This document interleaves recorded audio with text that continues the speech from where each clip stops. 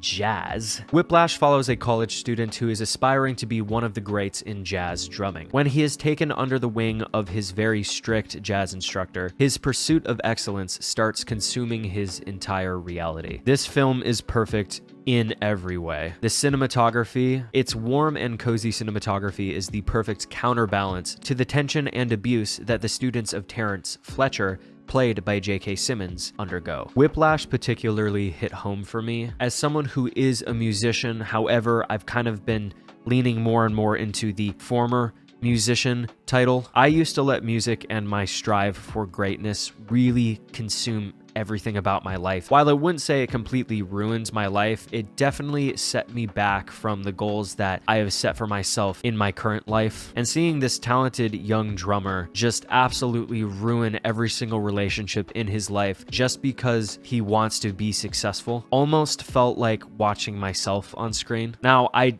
did not have like this crazy instructor that was ruling over me, but I almost feel like Fletcher feels like an embodiment of our own selves, criticizing the work that we are doing and telling us that it's just not good enough and we have to keep trying harder and harder and harder until it's just too much. And also, this isn't really a spoiler, but in the ending, Terrence Fletcher, the instructor, he ends up being right. The fact that it takes so much self-abuse to be successful in certain art forms, I could even say that for YouTube, it's just quite unfortunate. I think the world of rock and roll is a perfect example. We've seen so many rock stars get addicted to drugs because they're just putting in so many hours and there's no other way to cope. Yet they got in with good intentions because they wanted to be famous musicians, and many of them had the talent to do so. And we look at all of these artists who overdosed on drugs, or maybe they committed suicide, and we look at these people as some of the greats in the industry. And you gotta think, these people went down in history as legends, but what they had to do to put themselves at that pedestal ruined their lives. So is this pursuit of greatness worth it for you? I don't think there's